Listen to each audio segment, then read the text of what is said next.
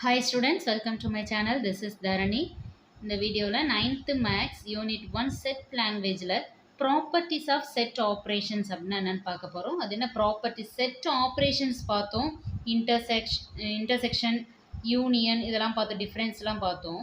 இப்போ என்னன்னு கேட்டிங்கன்னா இப்போ அதனுடைய ப்ராப்பர்ட்டிஸ் என்னென்னலாம் கண்டுபிடிச்சு வச்சுருக்காங்கன்றதை ஃபஸ்ட்டு நான் சொல்ல போகிறேன் இந்த வீடியோவில். ஃபர்ஸ்ட் ப்ராப்பர்ட்டி என்னென்னா கம்யூட்டேட்டிவ் ப்ராப்பர்ட்டி. இது என்ன கம்யூட்டேட்டிவ் ப்ராப்பர்ட்டி அப்படின்னா A union B is equal to B union A. இது வந்து ஒரு ப்ராப்பர்ட்டி. இதில் ரெண்டு இருக்குது. எப்போவுமே வந்து எல்லா இதுலையுமே யூனியனுக்கு ஒன்று இன்டர்செக்ஷனுக்கு ஒன்றுன்னு எப்போவுமே இருக்கும். எந்த ஒரு ப்ராப்பர்ட்டி எடுத்துக்கிட்டாலும் ஃபர்ஸ்ட் நம்ம யூனியனில் பார்த்தீங்கன்னா A union B, B union A. அதாவது ஏவில் ஒரு செட் ஆஃப் A எடுத்துக்கிறோம், Bன்ற ஒரு செட் எடுத்துக்கிறேன். அது இரண்டையும் ஏலேருந்து பி எப்படி போட்டாலும் என்ன ஆகும், A யூனியன் பினாலும் B யூனியன் A அப்படின்னு போட்டாலும் ரெண்டும் ஒரே ஆன்சர் தான் வரும்ன்றது தான் இந்த ப்ராப்பர்ட்டியோட மீனிங். அடுத்தது பார்த்தீங்கன்னா அதிலே இன்னொரு ஃபார்முலா என்னன்னு கேட்டிங்கன்னா A intersection B is equal to B intersection A. A intersection Bனாலும் B இன்டர்செக்ஷன் Aனாலும் என்னது ஒன்று தான். நீங்கள் வந்து பின்னாடி அப்ளிகேஷனில் வரும்போது உங்களுக்கே அது புரியும். எக்ஸாம்பிள் சொல்ல போனால் A ஈக்குவல் நான் 1 2ன்னு எடுத்துக்கிறேன், 1 2 3 கூட எடுத்துக்கிறேன். B இஸ் ஈக்குவல் டு 2 3 4ன்னு எடுத்துக்கிறேன். இப்போ இதில் பார்த்தீங்கன்னா யூனியன் A யூனியன் B அப்படின்னாலும் என்ன வரும், 1 2 3 கூட இந்த 4 மட்டும் நம்ம என்ன பண்ணோம் எழுதுவோம் A யூனியன் B. அதே வந்து 2 3 4. அதே B யூனியன் Aனா பாருங்கள், B யூனியன் A அப்படின்னாலும் என்ன பண்ணுவோம், இதில் இருக்கிறது சேர்த்து தான் எழுத போகிறோம். ஸோ எப்போவுமே இந்த ரெண்டுத்துக்குமே வந்து ஒரே ஆன்சர் தான் வரும். Is equal to B union A. இதுக்கும் இதே ஆன்சர் தான் வரும். அதே போல் தான் A இன்டர்செக்ஷன் B அப்படின்னாலும் இப்போ ஏவிலையும் பிலையும் என்ன காமனாக இருக்குன்னா 3 மட்டும்தான் காமனாக இருக்குது. ஸோ நான் 3 எழுதிக்கிறேன். அப்போ B இன்டர்செக்ஷன் A பாருங்கள், Bலையும் ஏவிலையும் காமனாக இருக்கிறது என்னென்னா 3 மட்டும்தான் வந்து காமனாக இருக்குது. ஸோ அதுவும் இதே ஆன்சர் தான். அப்போ B இன்டர்செக்ஷன் Aனாலும் A இன்டர்செக்ஷன் Bனாலும் ஒன்று தான். அதே மாதிரி தான் A யூனியன் Bனாலும் B யூனியன் Aனாலும் நமக்கு என்னது ஒன்று தான் ஆன்சர். அடுத்தது பார்த்தீங்கன்னா second property associative property. Associative ப்ராப்பர்ட்டினா A union B union C. நம்ம வந்து இப்போ B யூனியன் C இல்லை A யூனியன் B இது மாதிரி தான் நம்ம இது ரெண்டு இது செட் எடுத்துகிட்டு தான் பார்த்தோம்.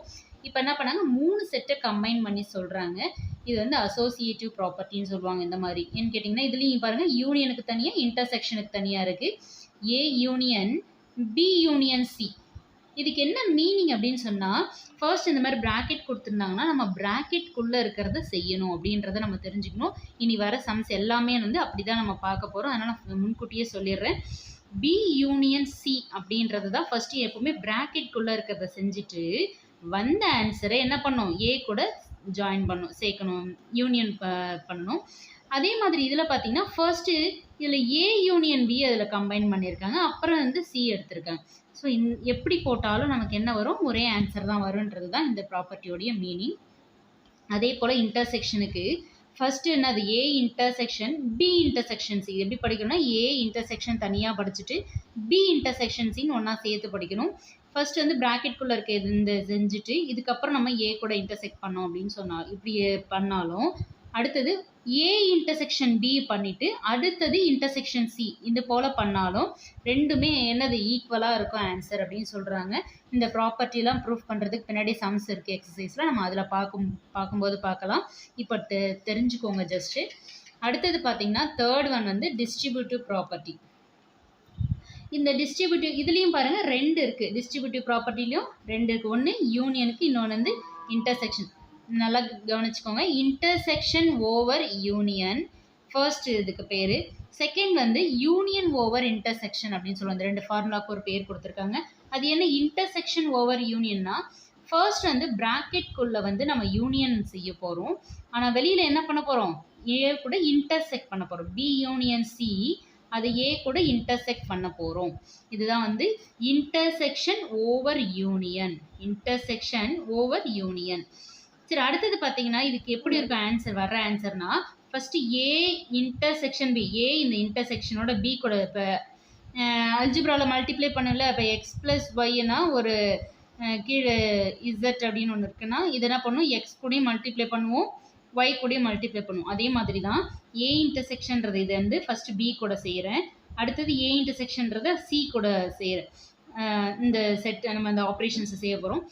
அடுத்தது பார்த்தீங்கன்னா 2 பிக்கும் சிக்கும் நடுவில் யூனியன் இருக்குது, அந்த யூனியன் இங்கே வந்துடும். இப்போ இது எப்படி படிக்கணும்னா A intersection B union C is equal to A intersection B union A intersection C. அதாவது ஒரு கேப் கொடுத்து நம்ம படிக்கணும். ப்ராக்கெட்டில் இருக்கிறத மட்டும் கொஞ்சம் ஃபாஸ்ட்டாக படிச்சுட்டு அடுத்து தனியாக இருக்கிறத என்ன பண்ணணும், கொஞ்சம் கேப் விட்டு படிக்கணும்.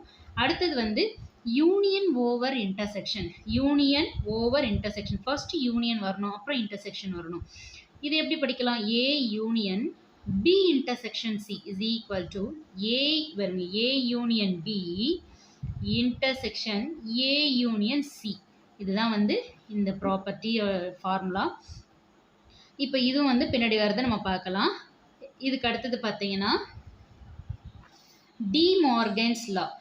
டி மார்கன் லா பாருங்க, அதுலேயும் 2 இருக்கு, யூனியனுக்கு ஒன்று இன்டர்செக்ஷனுக்கு ஒன்று. ஃபர்ஸ்ட் வந்து A difference B union C. A difference B union C is equal to A difference B intersection A difference C. இது அப்பதான் A difference B, இது யூனியன் இருந்ததுன்னா இங்கே இன்டர்செக்ஷன் வரும், intersection A difference C. So இது என்ன ஆகும், இது ஒரு ஃபார்முலா.